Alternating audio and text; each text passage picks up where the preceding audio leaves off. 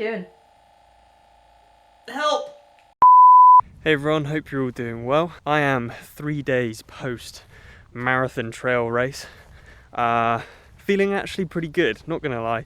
I'm really happy about the result, to be honest. The third place at my first one of those races I'm really happy with, and kind of really looking forward to this ultra later on in the year on the Jurassic Coast, which will be savage, but like I said, very much looking forward to it. In this video, I thought I would talk to you about my recovery process, things I've been targeting, things I've been making sure that I'm getting in during my recovery process to make sure that I'm recovering as efficiently and as effectively as possible, and making sure that I can get back to my normal training as quickly as possible to make sure I'm getting back to making those gains towards the races later this season.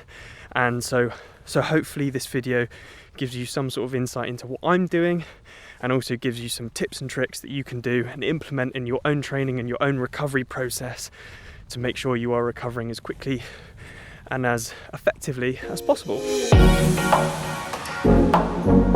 The first tip is actually what I'm doing right now. Keep moving. It's quite counterintuitive. A lot of the time, all you want to do after a big race is just sit down, be lazy for a couple of days and wait for it all to blow over.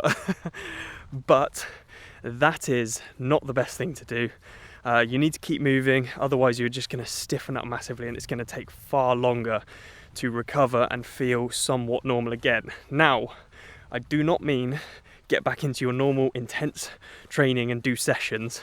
Absolutely not. But some really easy activity like walking is going to be really beneficial. Some easy swims I found this week. Swimming has really helped me loosen off my muscles, and some easy bike, some spins on the turbo or spins out on the road. So nutrition and hydration obviously really important all of the time, but very important after a big race.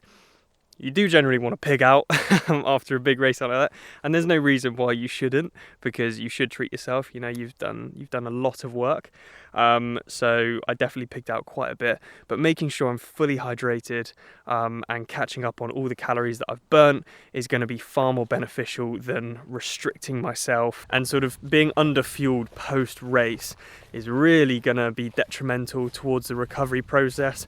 So if anything, make sure you're eating a lot more than you normally would, making sure, like I said, fully hydrated, on top of your electrolytes, and that will help the recovery process a lot more.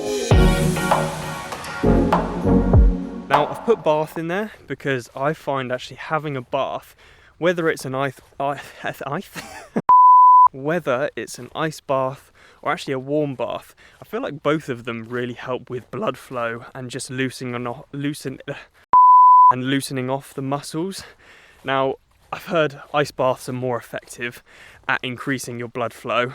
However, if you're a bit of a pussy like me, then you probably want a warm bath. I think either or, they're both really good. A bit of a muscle soak, increasing that blood flow, making sure you're loosening off your muscles.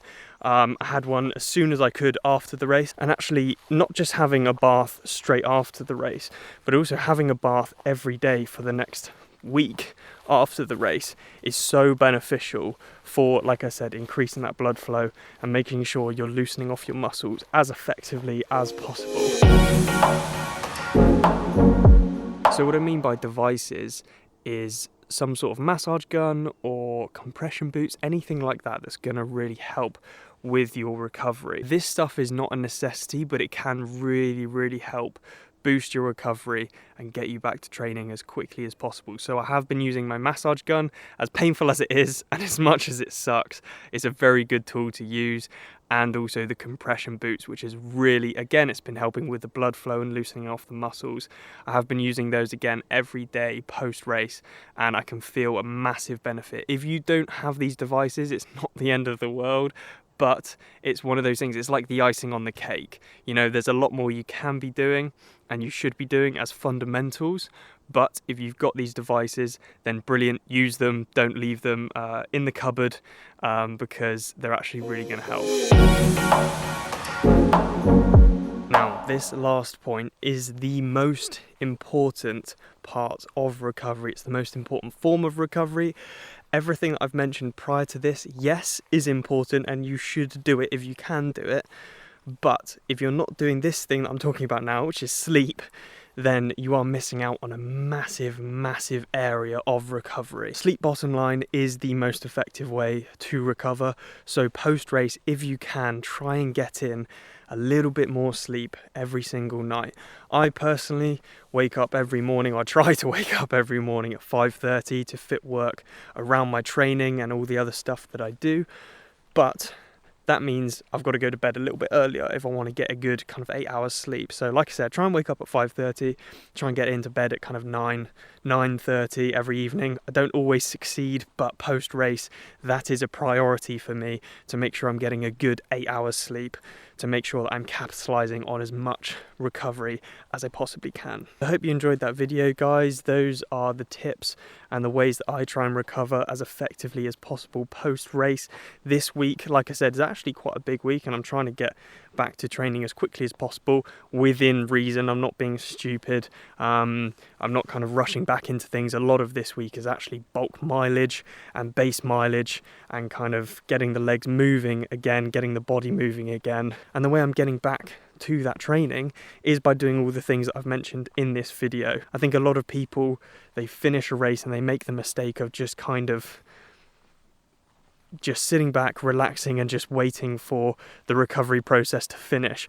But if you can really capitalize on the recovery and really make sure you're making informed decisions about your recovery and really kind of hitting it head on, then you recover so much faster. And recovery is where you make the gains, and then you can get back to your training and make more gains. So it's a really good thing to target. I hope these tips and tricks will help you guys recover. If you've got any questions about anything, comment in the comment section below. I'd really like to help out with any questions anyone's got. And yeah, hope you'll enjoy the rest of your day, and I'll see you in the next video. It's okay. It's okay. Hello.